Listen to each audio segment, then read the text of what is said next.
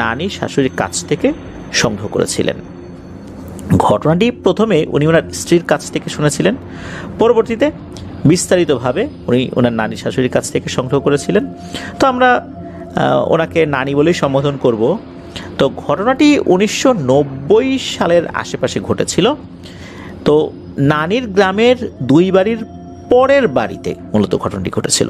নানির বাড়ি থেকে 2 বাড়ির পরে টুটুল মিয়া নামে একজন বাস করতেন। তার বাড়ি অর্থাৎ টুটুল মিয়ার বাড়ি। টুটুল মিয়া উনি খুবই গরিব অসহায় একজন মানুষ ছিলেন। তার বাড়ি মাগুরা জেলার মোহাম্মদপুর উপজেলার নাগরা গ্রামে। ওই সময়ে পাটখড়ির বেড়া আর চাল বলতে ছন দিয়ে তৈরি চালটাই অধিকাংশ মানুষের বাড়িতে ব্যবহৃত হতো। টুটুল মিয়ার বাড়ি থেকে একদম কাছাকাছি জায়গাতে একটি পুকুর রয়েছে। ওই পুকুরের উপর ছোট একটি ডিঙি নৌকা থাকতো সব সময়। মাঝে মাঝে এই ডিঙি নৌকার মাধ্যমে মাছ ধরতেন টুটুল মিয়া ওই পুকুরে। এলাকার লোকজন সবাই বলতো ওই পুকুরটা নাকি অভিশপ্ত পুকুর। টুটুল মিয়া প্রথমে একটি বিয়ে করে। বিয়ে করার পর তার স্ত্রী গর্ভবতী হন। যখন বাচ্চার ডেলিভারি হবে তখন বাচ্চা সহ টুটুল মিয়ার স্ত্রী মারা যান। অথচ মারা যাওয়ার মতো জটিলতা কিন্তু হয়নি। তার স্ত্রীও মারা যায়, বাচ্চাও মারা যায়। টুটুল মিয়া বুঝতে পারে না যে কেন এমনটা হলো। ভাগ্যের লিখন টুটুল মিয়া মেনে নেয়। এরপর অভাবের তাড়নায় টুটুল মিয়া চুরি করা শুরু করে দেয়। এলাকার লোকজন তখন আর টুটুল মিয়াকে দেখতে পারত না। চুরির দায়ে মাঝে মাঝেই তাকে জেলে যেতে হতো, আবার কিছুদিন পর পর ফেরতও আসতো। বাড়িতে টুটুল মিয়ার মা বাবা ছিল। পরবর্তীতে টুটুল মিয়া দ্বিতীয় বিয়ে করে। সব কিছুই মোটামুটি ঠিকঠাক মতোই চলছিল। তো এই পক্ষে পরপর 3টা মেয়ে হয়। সবার যে বড় মেয়ে তার বয়স 4 বছরের মতো, তারপরের যে মেয়ে তার বয়স 2 বছর, আর সবার ছোট মেয়ে তার বয়স 1 বছরের কাছাকাছি এরকম হয়েছিল আর কি। তো 3-4 বছর বা 4 বছর পর টুটুল মিয়া আবার চুরির অভিযোগে জেলে যায়। এবার তার 12 বছরের সাজা হয়। এমত অবস্থায় টুটুল মিয়ার পরিবার বেশ সমস্যায় পড়ে যায়। বাড়িতে টুটুল মিয়ার মা বাবা, টুটুল মিয়ার স্ত্রী আর তার 3 মেয়ে, ছোট ছোট 3টা মেয়ে, এই মানুষগুলোকে রেখে টুটুল মিয়াকে জেলে যেতে হয়েছে। মেয়েদের নাম অবশ্য জানা যায়নি। ঘটনার শুরু এবার ভিন্নভাবে। একদিন সকালে টুটুল মিয়ার দ্বিতীয় স্ত্রী ঘুম থেকে উঠে চমকে ওঠে। দেখতে পেল তার যে বড় মেয়েটা 3-4 বছর বয়স যার ছিল, মেয়েটি পাশে নেই। তখন বাড়ির সবাই টুটুল মিয়ার মেয়ের খোঁজ খবর শুরু করে দেয়। কিছুক্ষণ খোঁজ খবর করার পর দেখতে পায় এক ভয়ঙ্কর দৃশ্য। সেই পুকুর ঘাটে গিয়ে দেখে এই মেয়েটির লাশ ভেসে আছে পুকুরের উপরে। টুটুল মিয়ার মা, টুটুল মিয়ার শ্বশুর শাশুড়ি, তারা সবাই মেয়েটাকে দেখে কান্নাকাটি শুরু করে দেয়। টুটুল মিয়ার শ্বশুর শাশুড়ির অর্থাৎ টুটুল মিয়ার শ্বশুর বাড়িও একদম কাছাকাছি ছিল, এই জন্য তারাও চলে এসেছিল। যখন খুঁজে পাওয়া যাচ্ছিল না, খোঁজখবর সব তারাও নেয়ার চেষ্টা করছিল। এরপর ধর্মীয় রীতিনীতি মেনে টুটুল মিয়ার মেয়েটাকে দাফন কাফন করা হয়। এরপর কেটে যায় বেশ কয়েকটা দিন। এরপর ঘটে আরও একটি দুঃখজনক ঘটনা। ওই যে তার মেজো মেয়ে যেটা ছিল, সেও একই রকমভাবে ওই পুকুর ঘাটে ডিঙি নৌকার নিচে লাশ হয়েছিল। অর্থাৎ তার লাশটা ডিঙি নৌকার নিচে ছিল। ডিঙি নৌকার এক পাশে মেয়েটার মাথা দেখা যাচ্ছিল, আর এক পাশে পা দেখা যাচ্ছিল। অথচ মেয়েটা রাতের বেলা তার মায়ের সাথেই ঘুমিয়েছিল। এই মেয়েটা যখন মারা যায় তাকেও তার বড় বোনের মতোই দাফন কাফন করা হয় স্বাভাবিক নিয়মেই। এই যে তাদের পরিবার থেকে একে একে মানুষ হারিয়ে যাচ্ছে, টুটুল মিয়া কিন্তু জেলখানাতে। সে তার সন্তানদের শেষ দেখাটাও দেখতে পারছে না। এলাকার সব মুরব্বীরা পরামর্শ করে বলে যে আপনারা ভালো কোনো কবিরাজ দেখান, আপনাদের বাড়িতে কেন এমনটা হচ্ছে। মনে হয় কোনো ভয়ঙ্কর স্কন্ধ কাটা জিনের প্রভাব পড়েছে। এটা এমন এক অদৃশ্য শক্তি যেখানে এরা থাকে, আশেপাশে মানুষদেরকে ওরা থাকতেই দেয় না, মানুষদেরকে মেরে ফেলে। আর এই পুকুরটা আগে থেকে অভিশপ্ত, আপনারা ভালো কোনো কবিরাজ দেখান, তা না হলে তো আপনারা কেউই বাঁচবেন না। অনেক আগে থেকে এটা নিয়ে সমস্যা আছে, এরা তো টুটুল মিয়া আগে থেকে কিছুটা জানতো, তারপরও কেন যে এ গুরুত্ব দেয় নাই আমরাও বুঝতে পারতেছি না। এলাকার মানুষ এই সমস্ত কথাবার্তা বলে চলে যায়। তো পরিবার থেকে খোঁজাখুঁজি শুরু করে ভালো কবিরাজ কোথায় পাওয়া যায়। তো একজন কবিরাজের সন্ধান তারা পায়। 1 গ্রাম পরেই ছিনদাইন নামক একটা জায়গা রয়েছে, সেই এলাকার কবিরাজ। তো কবিরাজ যখনই টুটুল মিয়ার বাড়িতে এসেছে তখন ঘটলো এক ভয়ঙ্কর ঘটনা। কবিরাজ এই বাড়িতে পা দিতে না দিতেই সকলের চোখের সামনে দিনের বেলাতে কোনো এক অদৃশ্য শক্তি এই কবিরাজকে একবার শূন্যে তুলে নেয় উপরে, ওই কবিরাজকে আবার মাটিতে ফেলে দেয়, একবার শূন্যে তুলে নেয় একবার মাটিতে ফেলে দেয়। এভাবে কয়েকবার আছার খাওয়ার পর কবিরাজ আল্লাহ গো মা গো মরে গেলাম বলে দৌড় শুরু করে কোনো মতে। এদিকে তার কোমরে মারাত্মক ব্যথা লেগেছে, হাতে পায়ে ব্যথা লেগেছে, খুঁড়িয়ে খুঁড়িয়ে সে দৌড়াতে থাকে, মানে এইখানে সে এক মুহূর্তও দাঁড়াবে না। কবিরাজ নিয়ে এসেও লাভ হলো না। অনেক খোঁজাখুঁজি করার পর বেশ ভালো একজন কবিরাজ পাওয়া গিয়েছিল, সেও এই অদৃশ্য শক্তির হাতে আছাড় খেয়ে পালিয়ে গেল। দিনের বেলা বহু লোকের সামনে এই ঘটনা ঘটল। পরিবারের সদস্যরা তো খুব হতাশ হয়ে পড়ে। এত কষ্টের পর একটা কবিরাজ পাওয়া গেল, ভালো কবিরাজ, যার অনেক নাম ডাক আছে, অনেক সমস্যার সমাধান করেছে, সে কিনা এখানে এসে এমন এক ধরনের সমস্যায় পড়ে গেল। তাহলে সমাধানটা কিভাবে হবে? পরের দিন রাতে ঘটল আরেকটি ঘটনা। টুটুল মিয়ার বাবা রাতে জল বিয়োগ করার জন্য ঘর থেকে বের হয়েছেন। তো বের হয়ে পুকুর পাড়ের দিকে ওনার চোখ গিয়েছে। উনি তখন দেখতে পায় ভয়ঙ্কর একটি কালো অবয়ব, যার মাথা নেই আর বেশ অনেকগুলো চোখ বুকের উপর জ্বলজ্বল করছে। চোখগুলো টিপ টিপ করে চোখের পলক ফেলছে। একটা দুইটা না, অনেকগুলা চোখ, লাল টকটকে জ্বলজ্বল করছে চোখ। আর এই অবয়বটা পুকুরের যে ডিঙি নৌকাটা রয়েছে ওই ডিঙি নৌকাটার উপর দাঁড়িয়ে আছে আর বাড়ির দিকে মুখ করে তাকিয়ে আছে। এইটা দেখা মাত্রই টুটুল মিয়ার বাবা আল্লাহ গো বলে একটা চিৎকার দিয়েছেন, ওখানে অজ্ঞান হয়ে গেছেন। তার এই চিৎকারে টুটুল মিয়ার স্ত্রী আর টুটুল মিয়ার মা দুজনেরই ঘুম ভেঙে যায়।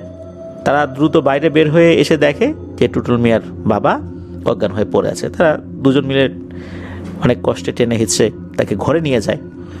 তারপর তার মাথায় পানি ঢালতে থাকে। তারা যে দোয়া দুরুদ জানতো এটা পরে ফু দিচ্ছে। কিছুক্ষণ পর তার জ্ঞান ফেরত আসে। জ্ঞান ফেরত আসার পর টুটুল মিয়ার বাবা সব ঘটনা খুলে বলে সে কি দেখেছে। পরদিন সকালবেলা থেকে টুটুল মিয়ার বাবার গায়ে অনেক জ্বর, শেষ রক্ষা আর হলো না। কয়েকদিনের মধ্যেই টুটুল মিয়ার বাবা মারা যায়।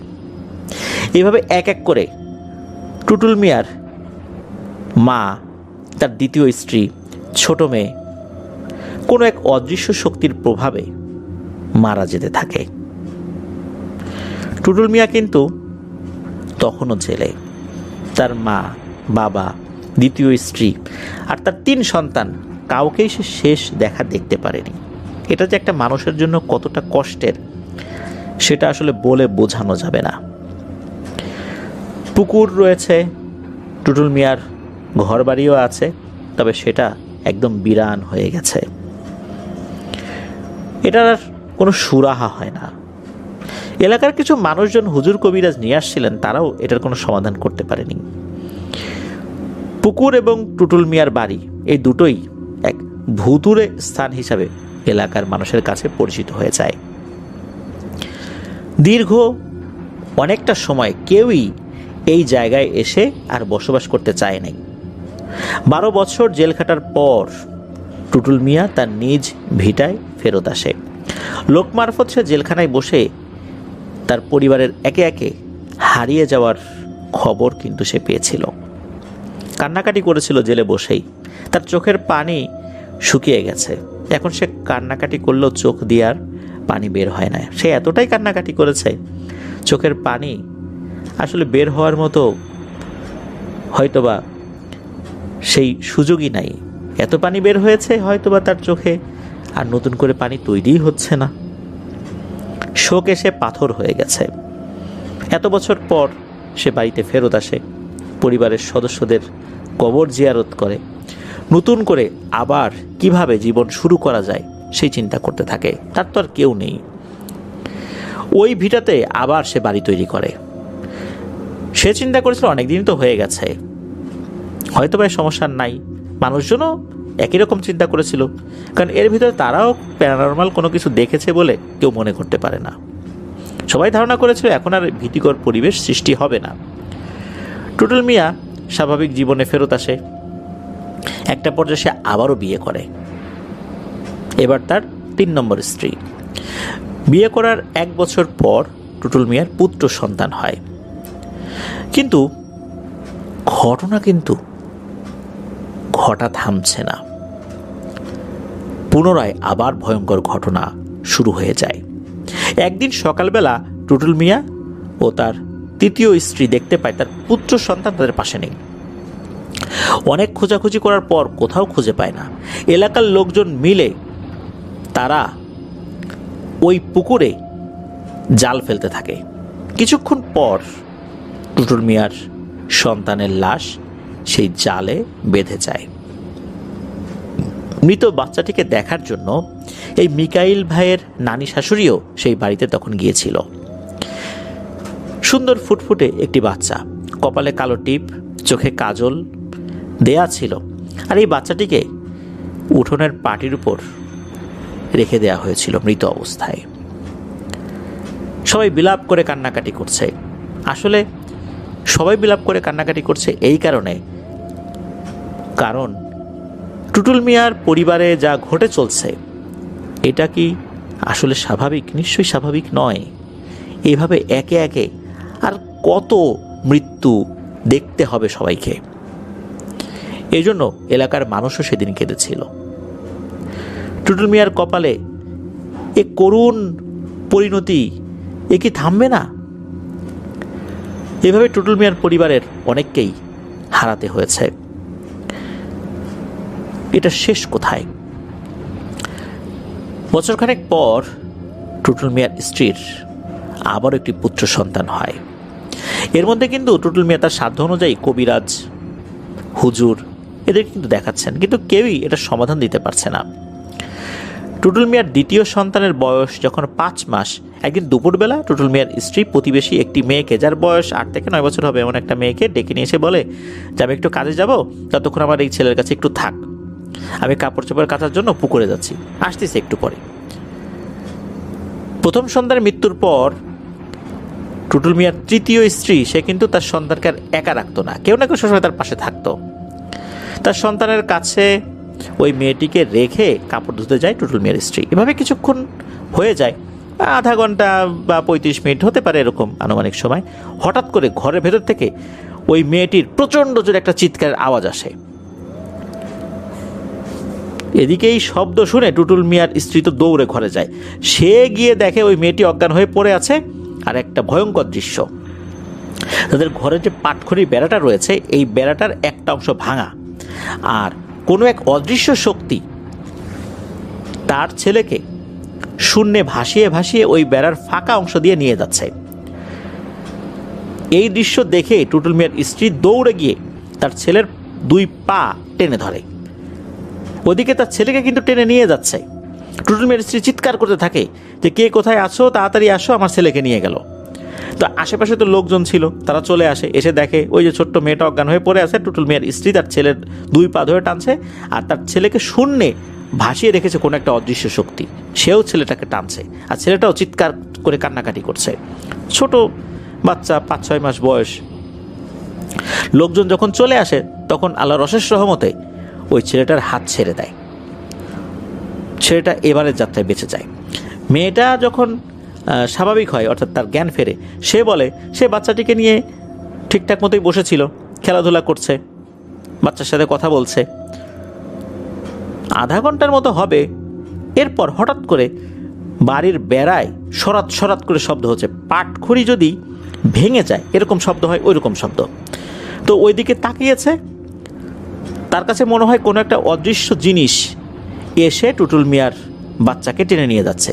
তো এই দৃশ্য দেখার সাথে সাথে সে চিৎকার দিয়ে সেন্সলেস হয়ে গেছে। আর এর মধ্যে তো টুটুল মিয়ার স্ত্রী চলে এসেছে। ওই অদৃশ্য শক্তি তখনও টুটুল মিয়ার সন্তানকে নিয়ে যেতে পারেনি। টুটুল মিয়ার স্ত্রী এসে আল্লাহর রহমতে ধরে ফেলেছে। তো আল্লাহর রহমতে তো এই ছেলেটা ওইবার বেঁচে গেল। এরপর ভালো একজন হুজুরকে নিয়ে আসা হয়। তো হুজুর এসে ওই ঘরটা বন্ধ করে দিয়ে যান। তবে সমস্যার কিন্তু সমাধান হলো না। এরপর থেকে শুরু হয় অন্যরকম একটা সমস্যা। হঠাৎ করে টুটুল মিয়ার স্ত্রী এবং টুটুল মিয়া দেখতে পেত তার সন্তান শুয়ে আছে, তবে তার পাশে না, অন্য জায়গায়, ঘরের আড়ার উপরে, অথবা তাদের চোখের নিচে, অথবা কোনো একটা তাকের উপরে। নিয়ে যায় নাই, কিন্তু এরকম ভিন্ন ভিন্ন জায়গায় শুইয়ে রেখেছে। 5-6 মাসের বাচ্চা কিভাবে বিভিন্ন স্থানে সে একা একা উঠে যেতে পারে? নিশ্চয়ই সম্ভব না এটা। তো এই ধরনের ঘটনা কিন্তু ঘটা শুরু করে। এই ধরনের ঘটনা যখন ঘটা শুরু হয়েছে, টুটুল মিয়া এবং তার স্ত্রী তো খুবই চিন্তিত হয়ে পড়েছে যে এই সমস্যার সমাধান কি আর হবে না।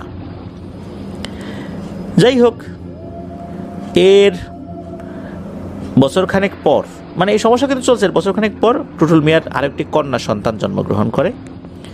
তো এই মেয়েটার সাথেও বিভিন্ন ধরনের ঘটা শুরু হয়ে যায়। ওই যে আগের ছেলের মতোই সমস্যা শুরু হয়ে যায়। এই মেয়েটা হঠাৎ করে হারিয়ে যেতে থাকে। তখন আর ছেলের সাথে সমস্যা হচ্ছিল না, ওই মেয়ের সাথে সমস্যা হচ্ছিল। কখনো ধানের গোলার মধ্যে পাওয়া যায়, কখনো বড় একটা গামলার মধ্যে পাওয়া যায়, কখনো চুলার মধ্যে পাওয়া যায়। চুলার মধ্যে বলতে ওই উত্তপ্ত চুলা না, রাতের বেলা যখন চুলার কাজ শেষ হয়ে যায়, সকালবেলা তো চুলা তো আর গরম থাকে না, ওই চুলার মধ্যে পাওয়া গেছে ছেলেকে। কোনো সমস্যা হয় নাই, কিন্তু এইভাবে পাওয়া যাচ্ছিল। এরপরেও কিন্তু অনেক হুজুর কবিরাজ দেখানো হয়েছে, কোনো সমাধান হচ্ছিল না। একটা পর্যায়ে টুটুল মিয়া তার স্ত্রী, ছেলে, মেয়েকে নিয়ে নিজের ভিটা বাড়ি ছেড়ে অন্যত্র চলে যেতে বাধ্য হয়।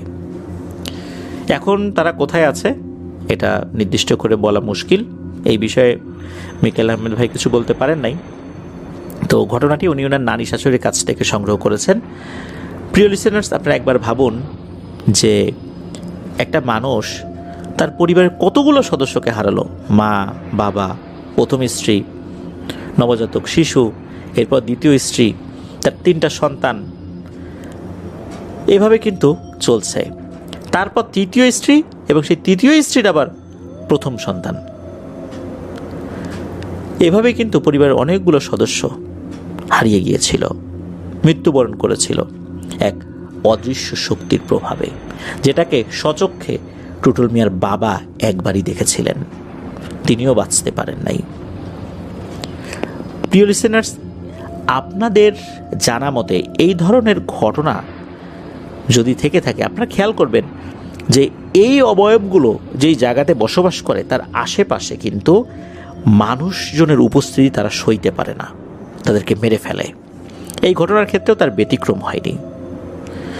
আমরা আল্লাহর কাছে দোয়া করি এই ধরনের সমস্যা যেন আর কারোর সাথে না ঘটে। আল্লাহ আমাদেরকে হেফাজত করুন। চলুন প্রিয় লিসেনার্স, আমরা চলে যাব আমাদের এবারের হরর নাইট এপিসোডের 81তম আয়োজনের পরবর্তী ঘটনাগুলোতে।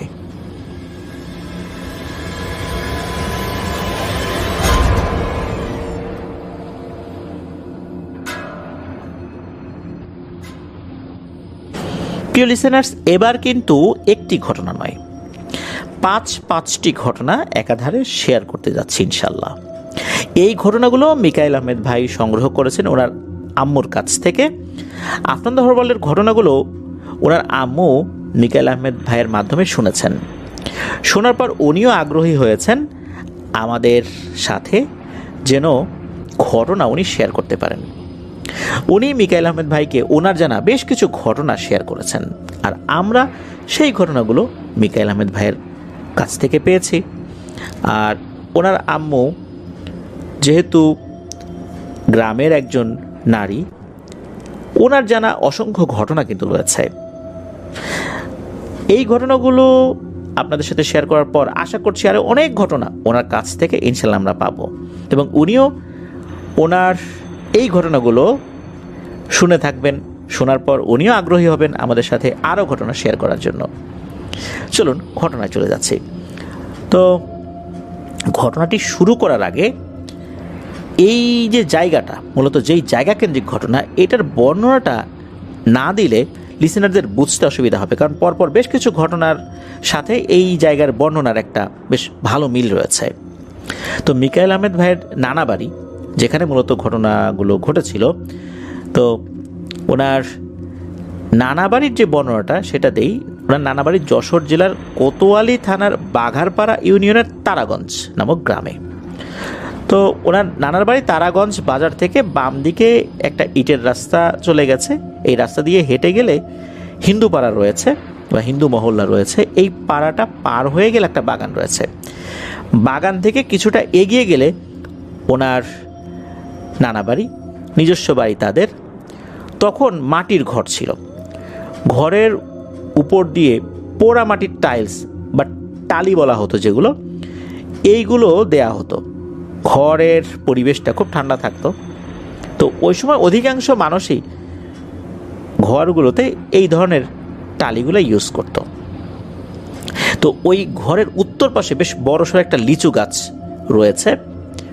তো লিচু গাছ থেকে 20 ফুট দূরত্বে নানাদের পারিবারিক কবরস্থান, আর এই কবরস্থানের পাশেই ছোটোখাটো একটা পুকুরও রয়েছে।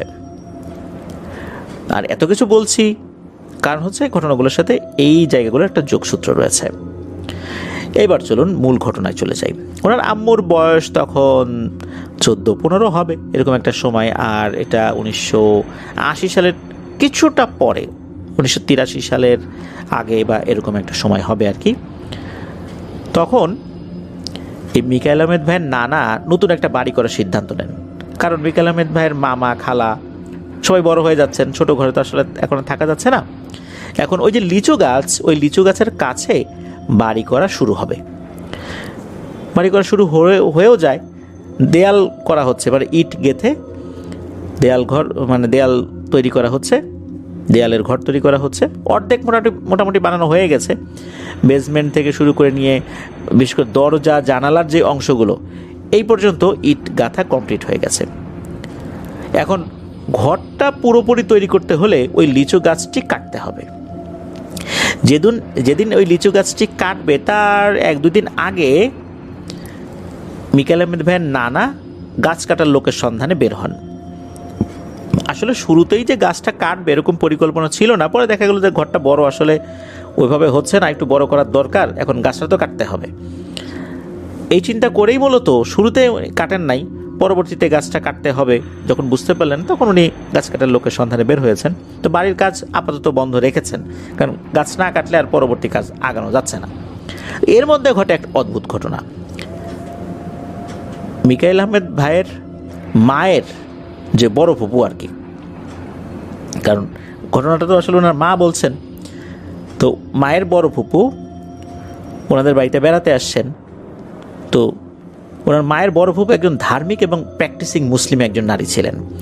উনি যেদিন বেড়াতে এসেছেন, তো ওই দিন মাগরিবের সালাত আদায় করে যখন উনি 2 পাশে সালাম ফিরিয়েছেন, তখন উনি দেখেন যে একজন বয়স্ক মুরব্বী, মাথায় টুপি রয়েছে, শরীরে সাদা পাঞ্জাবি, ওরকম জুব্বা না, আমরা এক ধরনের দুপাশে ফাড়া পাঞ্জাবি যেটা আমরা বলি আর কি, তো এরকম পাঞ্জাবি পরা স্বাভাবিক আকৃতির একজন মানুষ, তবে মুখে লম্বা সাদা দাড়ি রয়েছে।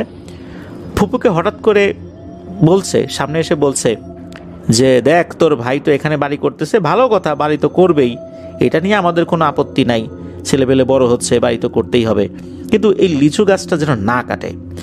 আমরা পরিবার সহ এই লিচু গাছে অনেক দিন ধরে বসবাস করে আসছি। এখন বাড়ি যদি বানাতেই হয় তাহলে এই লিচু গাছের নিচে 7টা টাকার কলস রয়েছে। এই টাকা তুলে আমাদের জন্য সুন্দর করে একটা বাড়ি তৈরি করে দিতে বলবি আলাদা করে, ওখানে আমরা আসা যাওয়া করবো, বসবাস করব। সেখানে তোরা থাকবি না, আর অবশিষ্ট যেই টাকা বেঁচে থাকবে সেই টাকা দিয়ে তোর ভাই অনেক বড় করে ঘর বাড়ি করুক, তাতে আমাদের কোনো আপত্তি নেই। যদি এই শর্তে রাজি থাকে তাহলে ঘর বানাবে, না হলে কিন্তু বানানো যাবে না। এই কথা বলে সঙ্গে সঙ্গে সেই মুরব্বী অবয়বটি চলে যায়। এইদিকে মিকাইল আহমেদ ভাইয়ের মায়ের ফুপু তো বেশ ভয় পেয়ে যান। উনি চিন্তা করছেন, কি দেখলাম রে, ঠিক দেখলাম নাকি নাকি মনের ভুল দেখলাম, উনি এসব ভাবছেন। কিছুক্ষণ পর বাড়ির সবাইকে এই ঘটনা উনি বলেন। তখন হয় কি, এই মিকাইল ভাইয়ের মায়ের সেজো চাচা, তার বাড়ি তো পাশাপাশি ছিল, তো উনি মাগরিবের নামাজ শেষ করে এই বাড়িতে আসছেন, এমনিতেই আসছেন যে ঘর কতটুকু তৈরি করা হলো এটা দেখার জন্য আর কি। সেজো চাচা কিন্তু তখন পান খাচ্ছিলেন, ওনার গালের ভিতর তখন পান ছিল, পান চিবোচ্ছে, আর ফুপুর কাছ থেকে শুনছে যে কী ঘটনা আসলে হয়েছে। তো সেজো চাচা পান চিবাচ্ছেন তো চিবাচ্ছেন, এবং তুচ্ছ তাচ্ছিল্য করে বলতেছেন আর হাসাহাসি করতেছেন যে কী দেখছিস এগুলা, এসব ভুয়া মিথ্যা কথা, ভুলভাল বলতেছিস পাগলের মতো, এরকম হয় নাকি, ও আমার বিশ্বাস হয় না। এই সমস্ত কথা যখনই উনি বলেছেন, সাথে সাথে ঘটে এক ভয়ঙ্কর ঘটনা। হঠাৎ করে এই সেজো চাচার নিঃশ্বাস বন্ধ হয়ে যেতে থাকে, উনি কাশছেন। ওই যে কাশছেন এই কারণে, উনি তো মুখের মধ্যে পান রেখে দিয়েছিলেন, ওই পান গলায় আটকে যায়, নিঃশ্বাস বন্ধ হতে থাকে, চোখগুলো বড় বড় হয়ে যায়। তখন সবাই বুঝতে পারেন যে কোন এক অদৃশ্য শক্তি মিকাইল ভাইয়ের মায়ের সেজো চাচার গলা চেপে ধরেছে। উপস্থিত সবাই তো চাচার মাথায় পানি ঢালতে থাকে, দোয়াদুর পরে ফু দিতে থাকে। কিছুক্ষণ পর ওনার অবস্থা স্বাভাবিক হয়। তখন মিকাইল ভাইয়ের মায়ের সেজো চাচা উনি বলেন যে আমি বিশ্বাস করছি রে, ঘটনা কি, আমার আর কিছু বলতে হবে না, আসলে ঘটনা সত্য। এখন মিকাইল ভাইয়ের নানা যখন উনি এই বিষয়টা পুরোপুরি শুনলেন, তখন উনি বলেন যে না রে বাপু, আমি লিচু গাছও কাটবো না, আমি লিচু গাছের নিচ থেকে ওই 7টা টাকার কলসও উঠাবো না, আমি বাড়িও করব না, এখানে এই বাড়ি আমি ভেঙে ফেলবো। পরের দিনই উনি মিস্ত্রি লাগিয়ে ওই ইটগুলো খুলে ফেলানোর কাজ শুরু করেন, অর্থাৎ বাড়িটা ওখান থেকে সরিয়ে নেওয়ার প্রক্রিয়া শুরু করেন, এবং সেটা করাও হয়। এই ঘটনার পরে ওই লিচু গাছের পাতা পর্যন্ত ঝাড়ু দিয়ে কেউ চুলাই দিত না। আগে কিন্তু এগুলো করতো, এরকম একটা ঘটনার পর কে এই সাহস করবে? আগে কিন্তু সবাই করেছে, তারা তো জানতো না যে এই ঘটনা রয়েছে এই গাছের সাথে, আগে কিন্তু কেউ কিছু বুঝতে পারে নাই। এমনকি লিচু গাছের যে শুকনো ডালগুলো ভেঙে পড়তো, বা বিভিন্ন ডালগুলো এক পাশে থাকতো, তারপরে বড় বাঁশের কোনো কোটা দিয়ে সেটা নিচে নামানো হতো, ভেঙে ফেলা হতো, সেগুলো খড়ি হিসাবে বা জ্বালানি হিসাবে ব্যবহৃত হতো। এই কাজটাও তারা বন্ধ করে দেন ভয়ে। এক রাত্রে নানা ঘুমের মধ্যে স্বপ্নে দেখেন যে একটা অবয়ব, সেই অবয়বটা একজন বয়স্ক ভদ্রলোক, পাঞ্জাবি পরা, মাথায় টুপি আছে, দাড়িওয়ালা।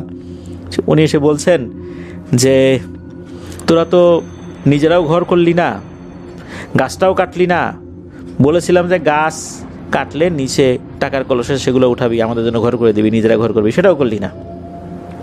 কাজটা কি হচ্ছে, তোরা ভয়ে এই গাছের নিচে পরিষ্কার পরিচ্ছন্ন করিস না, আগে তো পাতাগুলো ঝাড়ু দিয়ে জ্বালানি হিসাবে ব্যবহার করতি, সেটাও তো করিস না ভয়ে। ডালগুলো আগে তোরা পরিষ্কার পরিচ্ছন্ন রাখতি, শুকনো ডালগুলো তোরা পেরে ফেলতি, এখন দেখ এই গাছটার কি অবস্থা। আগে তোরা লিচু খেতি, এখন ভয়ে সেই লিচু খাওয়াও বন্ধ করে দিছিস। তোরা তো একটু পরিষ্কার পরিচ্ছন্ন রাখতে পারিস, আমরা কি আগে কখনো তোদেরকে ভয় দেখাইছি? একটা বিশেষ অবস্থার প্রেক্ষিতে আমরা তোদেরকে বিষয়টা জানাইছি, এখন কি অবস্থা করে রাখছিস সেই গাছটার। তোরা স্বাভাবিকভাবে গাছটা ব্যবহার কর, পাতা ঝাড়ু দে, চুলায় জ্বালা, শুকনো ডালগুলো তোরা ব্যবহার কর, লিচু খা, লিচু গাছটার যত্ন কর।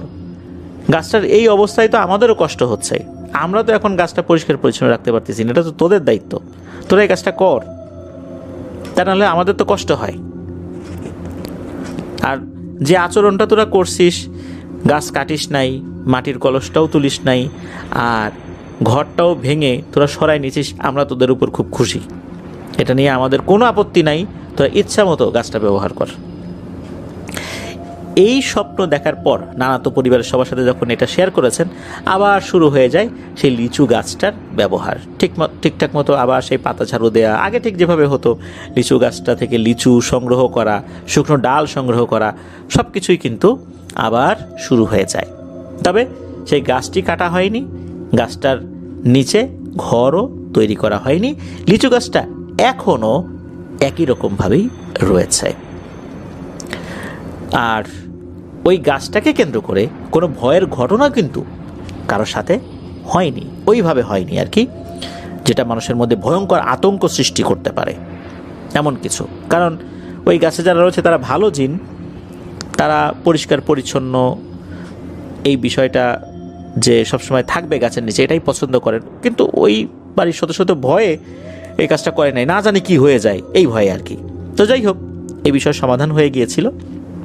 এখন পর্যন্ত আল্লাহর রহমতে সব কিছু ঠিকঠাকই চলছে, এত বছরেও ওরকম কোনো সমস্যা হয়নি। তো এবার আসি পরবর্তী ঘটনায়। একদিন মিকাল আহমেদ ভাইয়ের মায়ের মামা ওনাদের বাড়িতে বেড়াতে আসবে। তো যেদিন মামা বেড়াতে আসার কথা ছিল ঠিক সেদিন সন্ধ্যার পর, রাত তখন আনুমানিক 7:30টার মতো বাজবে, ওই যে লিচু গাছের একটু সামনে পারিবারিক যে কবরস্থান, তার পাশে একটা পুকুরের ঘাট রয়েছে বা পুকুর রয়েছে। তো ওই পুকুরের ঘাটে বড় একটা আম গাছ ছিল ওই সময়। তো আম গাছের দিকে হঠাৎ করে ওনারা সবাই কুকুর ডাকার শব্দ শুনতে পান, অর্থাৎ মিকাল আহমেদ ভাইয়ের মা এবং পরিবারের অন্য সদস্যরা কুকুর ডাকার শব্দ শুনতে পান। তো ওনারা সকলে অপেক্ষা আছেন, মামা আসবে, মামার আসার কথা। তো তখন মিকাল আহমেদ ভাইয়ের নানি বলে ওঠে, কী রে, আজকে আমার ভাই আসবে, আমার ভাইকে দেখে কি কুকুর ডাকতেছে নাকি? তখন মিকাইল আহমেদ ভাইয়ের আম্মু উনি জানালা খুলে কবরস্থানের দিকে যখনই তাকিয়েছেন তখন উনি একটা ভয়ঙ্কর দৃশ্য দেখেন এবং উনি আরও কয়েকজনকে ডেকে নিয়েছেন সেটা দেখানোর জন্য। ওনারা দেখেন কবরস্থানের পাশে থাকা যে পুকুর, ওই পুকুরের পাশে যে আম গাছ, ওই আম গাছের উপরে ফুটবলের মতো বড় একটা আগুনের গোলা জ্বলজ্বল করছে। মূলত ওই আলোকে ঘিরে 2 থেকে 3টা কুকুর ঘেউ ঘেউ করে ডাকাডাকি করছে। ওনারা সবাই তো বেশ ভয় পেয়ে যান। ওনাদের বাড়ি থেকে কিছুটা এগোলে একটা বাড়ি রয়েছে, সেখানে মনু মিয়া নামে একজন ব্যক্তি থাকতেন। তো সেই মনু মিয়াকে তার বাড়ি থেকে ডেকে নিয়ে আসা হয়। আশেপাশের আরও বেশ কিছু লোকজন চলে আসে চিৎকার চেঁচামেচি শুনে। সবাই এসে ওই আগুনের গোলাটা দেখে, দূর থেকে দেখছে, কাছে যায় নাই কেউ। তো এরকম অনেকক্ষণ থাকার পর আস্তে আস্তে ওই আগুনের গোলাটা মিলিয়ে যায়, অন্ধকারে একদম হারিয়ে যায়। কুকুরের ডাকও থেমে যায়। কুকুরগুলো কিন্তু ক্রমাগত ডেকেই যাচ্ছে সমানে। এর কিছু সময় পর মামা এসে বাড়িতে পৌঁছেছেন ওই একই রাস্তা দিয়ে। উনি তো কিছু আর দেখেন নাই, কিছুক্ষণ আগে কি ঘটেছিল সবাই তো মামাকে বলেছেন, অর্থাৎ মিকাইল ভাইয়ের মায়ের মামা আর কি, তাকে বলেছেন। তো মামা বলছেন ওটা কোনো সমস্যা না রে, মাঝে মাঝে জিনেরা গাছের উপর বসে এইভাবে সভা সমাবেশ করে, তোরা কেউ কাছে যাস নাই, ওদেরকে বিরক্ত করিস নাই, ভালো কাজ করছিস। তো পরের দিন সকালবেলা সবাই মিলে সেই গাছের কাছে গিয়েছিলেন, ওই বাড়ির সদস্যরা আর কি। চিন্তা করছে এরকম একটা আগুনের গোলা জ্বলছিল, গাছের কোনো পাতা টাতা পুড়ে গেছে কিনা। আশ্চর্যের বিষয়, ওই গাছের কোনো পাতাই কিন্তু পড়ে নাই। তবে ওই জায়গায় যে একটা রাস্তা ছিল, ছোট একটা চিকন রাস্তা, আসা যাওয়ার রাস্তা, ওই আসা যাওয়ার রাস্তাটা অনেকটাই বন্ধ হয়ে গিয়েছিল। এই কারণে লোকজন আসা যাওয়াটা অনেকটাই কমিয়ে দিয়েছিল, একরকম বন্ধই হয়ে গেছিল বলতে হবে। তো চলুন এবার আসি পরবর্তী ঘটনায়। আমরা যে তারাগঞ্জ নামক যে গ্রামের কথা বলেছিলাম, এই যে তারাগঞ্জ যে গ্রাম, তো এখানে তো ওনার নানা বাড়ি, মিকাইল ভাইয়ের নানা বাড়ি আর কি। এই যে নানা বাড়ি, সেখানে তো মিকাইল ভাইয়ের মামারা তো আছেন। মিকাইল ভাইয়ের মায়ের মেজো ভাই, অর্থাৎ মিকাইল ভাইয়ের মেজো মামা, তার নাম হচ্ছে মোর্শেদ। তো মোর্শেদ মামা তারাগঞ্জ বাজার থেকে যখন বাড়ির দিকে আসতেন, ওই যে হিন্দু পাড়া যেটা রয়েছে আর কি, তারপর তো বাগান রয়েছে, আমরা শুরুতেই বলেছি এই জায়গার বর্ণনাটা। তো ওই দিক দিয়ে উনি সবসময় আসা যাওয়া করতেন।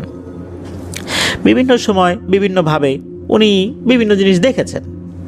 আর ওই যে হিন্দুপাড়া পার হয়ে যে বাগানটা, ওই বাগানের কাছে যখন আসতেন এই মোর্শেদ মামা, তখন নাকি মামার পিছু পিছু কখনো কালো বিড়াল, কখনো কালো কুকুর হাঁটতে হাঁটতে বাড়ি পর্যন্ত আসতো। তো মোর্শেদ মামা অত্যন্ত সাহসী একজন মানুষ ছিলেন, উনি সহজে ভয় পেতেন না। তো বাড়ির কাছাকাছি যখন মোর্শেদ মামা উনি আসতেন, তখন উনি বলতেন যে এই যা যা, এখন তোরা চলে যা, আর আসিস না, বাসায় চলে আসছি, যা চলে যা। তখন এরা নাকি চলে যেত। মোর্শেদ মামার সাথে নাকি ভালো দুটো জিন থাকতো সবসময়, রাতের বেলা তাকে পাহারা দিয়ে বাড়ি পর্যন্ত এগিয়ে দিত। মামা যখন বলতেন যে তোরা চলে যা, এরা নাকি চলে যেত। আর এরা কালো বিড়াল এবং কালো কুকুর রূপে মামাকে পাহারা দিয়ে বাড়ি পর্যন্ত নিয়ে আসতো। কখনোই মামাকে কোনো ধরনের ভয় ভীতি দেখায় নাই, ক্ষতিও করে নাই। আর এই কারণেই মামা রাত বিরাতে সাহসের সাথে আল্লাহর রহমতে চলাফেরা করতে পারতেন। কিন্তু একদিন ঘটল ভয়ঙ্কর একটি ঘটনা। অন্যান্য রাতের মতোই একই রকমভাবে ওই রাত্রে তারাগঞ্জ বাজার থেকে মোর্শেদ মামা বাড়ির দিকে আসছিলেন। সেদিন অবশ্য রাতটা একটু বেশি হয়ে গিয়েছিল। ওই সময়ে বিশেষ কোনো একটা পুজোর সময় ছিল। তো যখন ওই হিন্দুপাড়া পার হয়ে ওই বাগানের কাছে উনি এসেছেন, তখনই ঘটে ভয়ঙ্কর এক ঘটনা। তো মামা যখন বাগানের ভিতরে প্রবেশ করেছে, কিছুক্ষণ পর মামার কাছে মনে হলো ঠান্ডা একটি শীতল বাতাস ওনার গায়ে এসে লেগেছে, কিন্তু সময়টা শীতকাল না। আর তখনই মামার শরীরটা ভার হয়ে যায়, মামার একটু ভয় ভয় লাগতে থাকে। উনি চিন্তা করেন যে কখনো তো এরকম মনে হয় না, আর ওই যে জিন দুটো কুকুর বিড়াল রূপে আসে, ওরা আসলেও তো কখনো এরকম মনে হয় না, হঠাৎ এমনটা মনে হচ্ছে কেন? তো তারপর উনি হাঁটাহাঁটি করছেন, মানে বাড়ির দিকে হেঁটে যাচ্ছেন। তো বাগান থেকে কিছুটা দূর যাওয়ার পর তখনও কিন্তু ওনার বাড়ি থেকে অনেকটা দূরত্বেই উনি রয়েছেন। ওনার মনে হয় পিছু পিছু কেউ একজন হাঁটে, কিন্তু এই হাঁটাটা কুকুর বিড়াল হাঁটলে যেরকম শব্দ হয়, মানে অর্থাৎ ওনার যে সাথে যে দুইটা জিন আসতো, যখন পিছু পিছু হাঁটতো তখন এক ধরনের শব্দ হতো। উনি দেখতেন পিছন দিকে তাকিয়ে যে ওরা আসে, কিন্তু এরকম শব্দ না। মনে হচ্ছে কোনো ভারী দেহের কোনো মানুষ শুকনো পাতার উপর হাঁটলে যেরকম মরমর মরমর শব্দ হয়, ওরকম শব্দ হচ্ছে। তো মোর্শেদ মামা চিন্তা করলেন যে আজকে কি ওই জিন দুটো অন্য রূপে আসছে নাকি। এই চিন্তা করে উনি পেছন দিকে তাকিয়েছেন যে আসলে কি আসছে পিছু পিছু, নাকি কোনো মানুষ। আসলে মোর্শেদ মামার ভাবনাটা সম্পূর্ণই ছিল ভুল। মোর্শেদ মামা পেছন দিকে তাকিয়ে দেখতে পেলেন ভয়ঙ্কর একটা জিনিস, যা দেখার জন্য মোর্শেদ মামা কখনোই প্রস্তুত ছিলেন না। উনি কল্পনাও করতে পারেন না যে এমন কিছু উনি দেখতে পারবেন। উনি দেখতে পেলেন ভয়ঙ্কর একটা অবয়ব, যার হাত 4টা কি 5টা হবে, আর জিহবাটা লাল টকটকে অনেকখানি বের হয়ে এসেছে, লক লক করছে, আর চোখ দুটো ভয়ঙ্করভাবে জ্বলছে, আর অদ্ভুত রকমের শব্দ করছে মামার দিকে তাকিয়ে। উনি এর আগে এই ধরনের ঘটনা কখনোই দেখেননি। আর ওই সময় ঘটে আর একটা ঘটনা। ওই যে কুকুর এবং বিড়াল রূপী দুটো জিন মোর্শেদ বাবাকে সবসময় পাহারা দিয়ে নিয়ে আসতো, এই অবয়বটার উপরে হঠাৎ করে কোত্থেকে এসে কুকুর এবং বিড়ালটা ঝাঁপিয়ে পড়ে। আর ঝাঁপিয়ে পড়েই এই কুকুর এবং বিড়ালটা যেই আকারে ছিল, এই আকার থেকে আরো অনেক বড় হয়ে যায়। আর ওই অবয়বটার পর যখন ঝাঁপিয়ে পড়েছে, তুমুল সংঘর্ষ শুরু হয়ে যায়। বিশাল আকৃতির কুকুর, বিশাল আকৃতির বিড়াল আর ওই অবয়বটা, এই ত্রিমুখী সংঘর্ষ শুরু হয়ে গেছে। মোর্শেদ মামা দ্রুত এক দৌড় দিয়ে বাড়িতে এসে পৌঁছান। আর বাড়িতে এসে উঠোনের উপর মুখ থুবড়ে পড়ে যান। এরপর ডাকাডাকি করতে থাকেন। সবাই চলে আসে, কি হয়েছে কি হয়েছে। সবাই বুঝতে পারে যে মামার ভীতিকর চেহারা দেখেই যে ভয়ঙ্কর কিছু একটা হয়েছে। তখন সবাই বলে যে এরে মোর্শেদ, তুই তো ভয় পাওয়ার লোক না, কি হয়েছে বলতো। তখন মোর্শেদ মামা আস্তে আস্তে সব ঘটনা খুলে বলতে থাকে।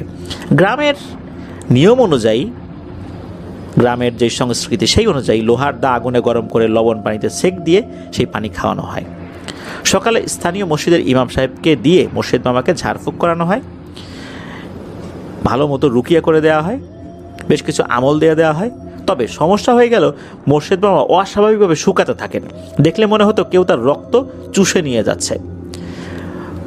এক পর্যায়ে অনেক ভালো কবিরাজি ট্রিটমেন্টের মাধ্যমে, ভালো রুকিয়ার মাধ্যমে আল্লাহর রহমতে মোর্শেদ মামা সুস্থ হয়েছিলেন, আলহামদুলিল্লাহ। তো এরপরে অবশ্য মোর্শেদ মামা ওই হিন্দুপাড়া হয়ে যে বাগানটা, ওই বাগান দিয়ে উনি আসা যাওয়া করতেন না, অন্য দিক দিয়ে আসা যাওয়া করতেন। উনি কখনোই রাতের বেলা আর ওই রাস্তা ব্যবহার করেন নাই। উনি পরবর্তীতে বিয়ে শাদী করেছিলেন।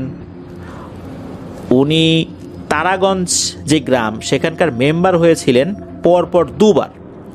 মোর্শেদ মামাকে এখনও সবাই এক নামেই চেনে, তারাগঞ্জ গ্রামের যারা বাসিন্দা রয়েছেন বা আশেপাশে যারা রয়েছেন।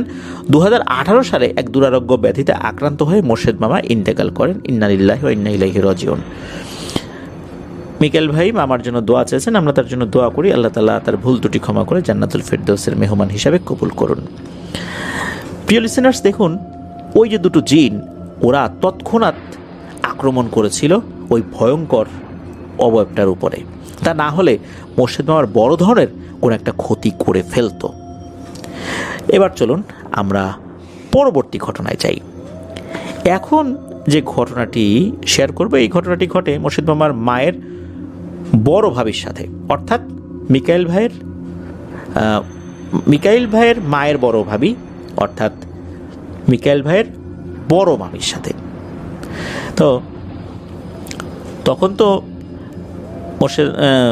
বারবার মোর্শেদ বলে ফেলছি, সরি, মিকাইল ভাই আর কি।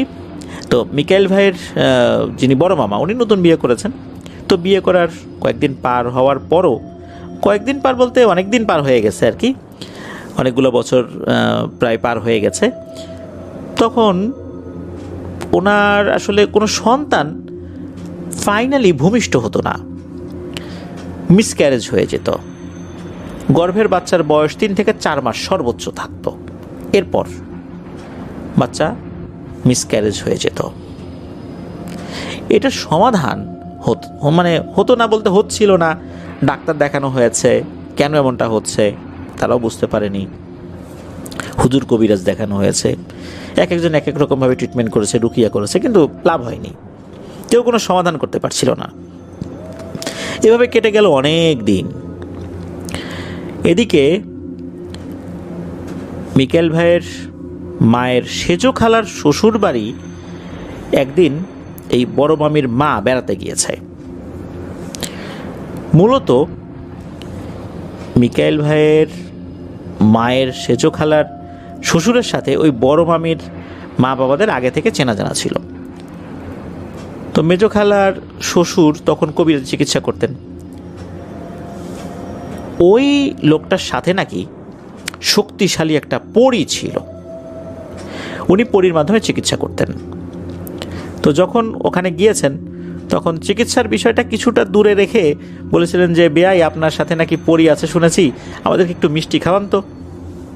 মূলত একটু ইয়ার কি ছলেই কথাগুলো বলেছিলেন। তখন উনি বলেছিলেন যে ঠিক আছে বেয়াই, আজকে সন্ধ্যার পরে খাওয়াবো ইনশাল্লাহ। তো সন্ধ্যার পরে সবাইকে বলে যে ঘরের মধ্যে এসে বসেন, দরজা জানালা লাইট সব বন্ধ করে দেন।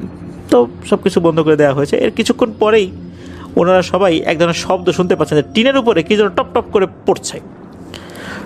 এরপর সবাই বাইরে এসে দেখে বড় বড় বাতাসা পড়ে আছে। এত বড় বাতাসা কিন্তু নর্মালি হয় না, আমাদের দেশে অন্তত হয় না, অন্য দেশে হয়, ভারতে হতে পারে, পাকিস্তানে হতে পারে। আমাদের দেশে ছোটো ছোটো পয়সার আকৃতির বাতাসা হয়, যে 5 টাকার যে কয়েন আছে এই আকৃতি সাধারণত হয়ে থাকে, এর থেকে বড় সাধারণত হয় না। তো এখানে বড় বড় বাতাসা পড়েছিল। তখন ওই মেজোখালার শ্বশুর সবাইকে এই বাতাসা খেতে বলেন। এরপর মেজোখালার শ্বশুর বলতে থাকেন যে বেআইন মিষ্টি তো খেলেন, এবার কি বিশ্বাস হইল? তো যাই হোক, এরপরে মূলত ওনারা যে সমস্যা নিয়ে এসেছিলেন সেটা নিয়ে আলোচনা করতে থাকেন। সব কথা খুলে বলেন যে এই যে বাচ্চা হচ্ছে না, মিসক্যারেজ হয়ে যাচ্ছে, কারণটা কি আসলে এটা কেউ বলতে পারছে না। কেউ বলে উপরি সমস্যা, কিন্তু সমস্যা তো সমাধান হতে হবে, সেটাও হচ্ছে না, আর ডাক্তারও কিছু ধরতে পারে না। এরপর মেজো খালার শ্বশুর বলেন যে ঠিক আছে, আমি বিষয়টা তো এর আগেও টুকটাক শুনেছি আত্মীয় স্বজনের মাধ্যমে, আমি একটু দেখি আসলে তথ্য নিয়ে ব্যাপারটা কি। এরপর উনি প্রায় 1 ঘন্টা চোখ বন্ধ করে বসে থাকেন। এই সময় ওনাকে ডাক দেয়া, কথা বলা সম্পূর্ণরূপে নিষিদ্ধ ছিল। তো প্রায় 1 ঘন্টা পর উনি চোখ খোলেন।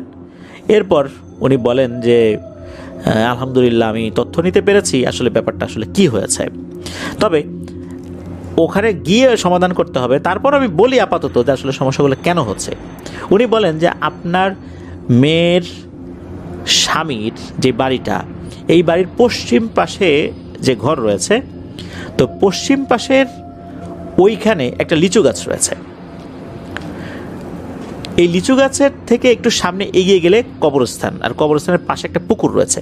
মূলত এই পুকুর ঘাটে আপনার মেয়ে যখন গোসল করার জন্য যায় এবং অন্যান্য কাজ করে, কাপড় চোপড় ধোয়, বাসন মাজে, এই কাজগুলো করে, এই পুকুরেই মূলত সমস্যাটা।